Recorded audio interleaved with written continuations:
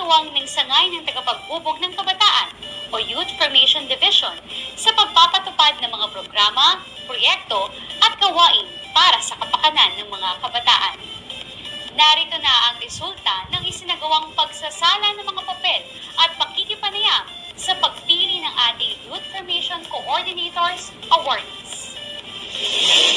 Narito ang ating mga finalist sa kategoryang Most Outstanding Division YFC Small Division. Greatest Yeng C. Molina, SDO Vigan City, Region 1. Lyle Philip L. Ranin, City of Ilagan, Region 2. Harriet C. Busley, Tabuk City, Cordillera Administrative Region.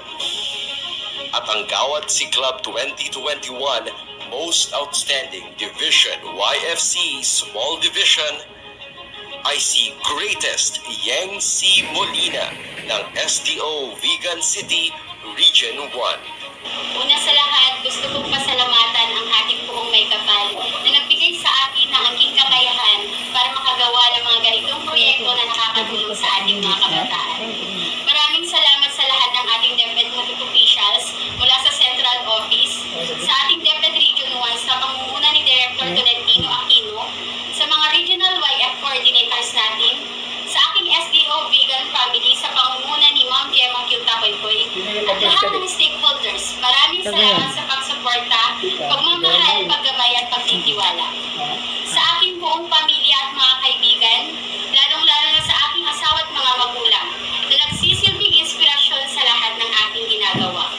Ang pagkilalang ito ay alay sa inyo, dahil wala ako dito ngayon kundi dahil sa inyong lahat. Buong puso kong tinatanggap ang pagkilalang ito bilang isa sa mga kauna-unahang Outstanding Youth Formation Coordinator ng ating bansa. Inaalay ko rin ito sa lahat ng mga Youth Formation Coordinator, mga frontliners natin na patuloy na nagsasakripisyo at gumagawa ng mga paraan para ipagpatuloy natin ang edukasyon kahit may pandemya tayong kinakaharap. Kaakibat ng pagtanggap sa pagkilalang ito ay ang responsibilidad na pangatawanan lahat ng ating mga nasimulang programa at patuloy na mag-isip at mag-innovate ng mga karagdagang programa na makakatulong sa ating bayan, lalong-lalo na sa ating mga kabataan. Sanang magsilbi kaming inspirasyon sa inyong lahat para ipagpatuloy natin ang ating mga sinumpaang tungkulin sa ating inang bayan, magkaisa at huwag sana tayong padadaig sa pagsubok na binigay sa ating ng Diyos. Mabuhay ang mga Pilipinong kabataan, mabuhay ang mga Youth Formation Coordinators, kabataang Pilipino na may puso, galing at talino. Narito ang ating mga finalist sa kategoryang Most Outstanding Division YFC Medium Division. Mulin Jane A. Estimada, Panabo City, Region 11.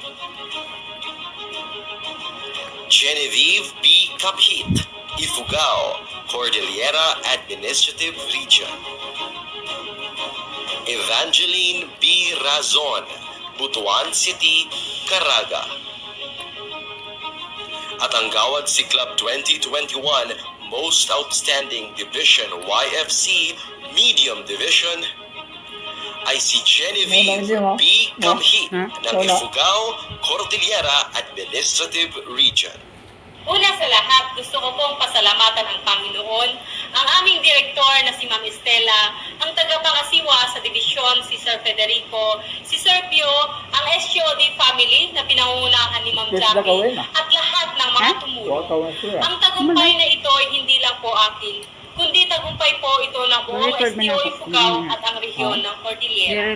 Patuloy po tayong magtulungan para sa mga bata. Dahil sabi nga po ng ating hirong si Rizal, ang kabataan ang pag-asa ng bayan.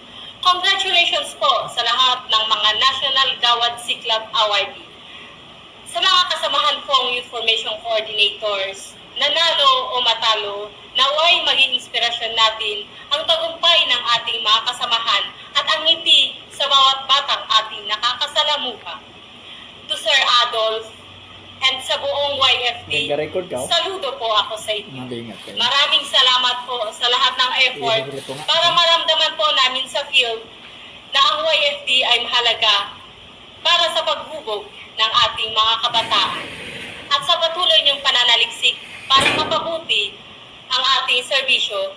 Mabuhay ang kabataan, mabuhay ang Youth Formation Division.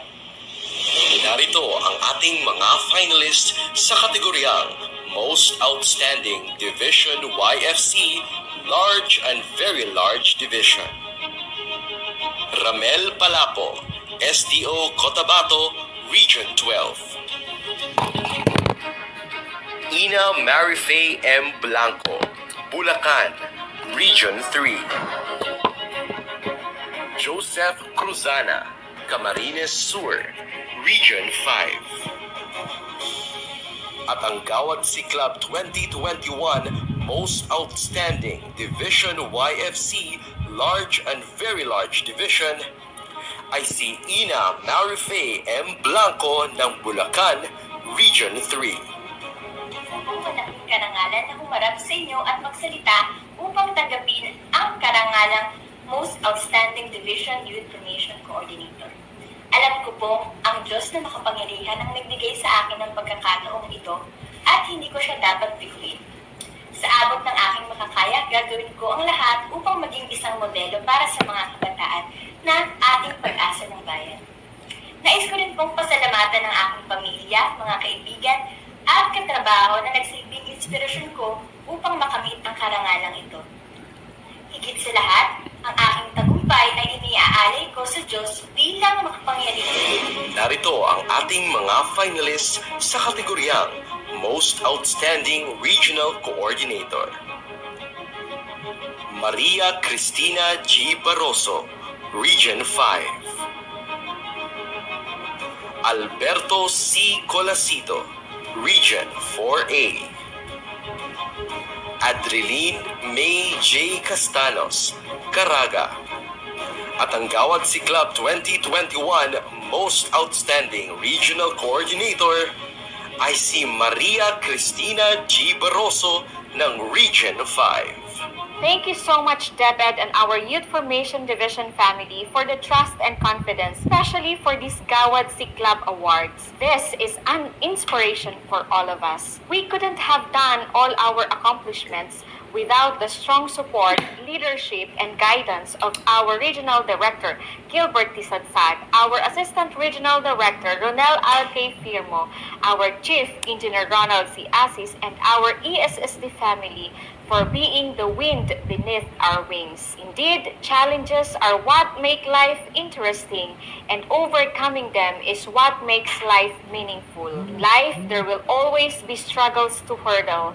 It is up to us to turn every situation into our advantage. Much of our story in Bicol is about synergy and convergence. We're one with DepEd in ensuring learning continuity amidst difficult situations. Our chiefs from all the functional support divisions have been our strong partners, providing us with technical assistance and support that we need. To all our schools division superintendents, our ASDSS, our SUD and CID chiefs in Bicol, and the rest of division officials, thank you for your full support to our programs. You are always giving us inspiration, hope, and guidance. To our youth formation coordinators for your commitment, to our teachers and learners who are our ultimate clients and the reason for everything we do. This is all for you. We will not waver in doing our programs, projects, and activities for the benefit of our learners and teachers. We dedicate this award to our DepEd Bicol family, our partners who are our strong allies in education, our teachers and learners. Mabalos po sa Indugabos. Narito ang ating mga finalist sa kategoryang Most Innovative PPAs Award. GP Kelsey E. Vidad, Region 2. Alberto C. Colasito, Region 4A. Maria Cristina G. Barroso, Region 5. At ang Gawad Siklab 2021 Most Innovative PPAs Award ay iginagawad kay GP Kelsey E. Vidad ng Region 2.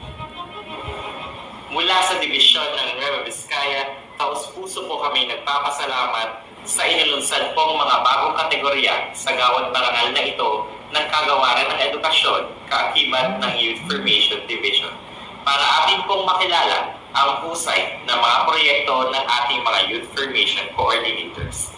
Maraming salamat sa lahat ng bumubuo ng Gawad Siklab, Department of Education Youth Formation Division, ang Pamilya Region 2 Ayos, ang Schools Division at ang Provincial Local Government Unit of Nueva Vizcaya. Itong gawad parangal para sa ating Envision Nation of Vision ay para sa determinasyon, pagod at sakripisyo na binibigay ng bawat paaralan sa kanilang school-based, district-based, municipal-based at sector-based envision. Ito man ay proyektong binagsagang suntok sa buwan.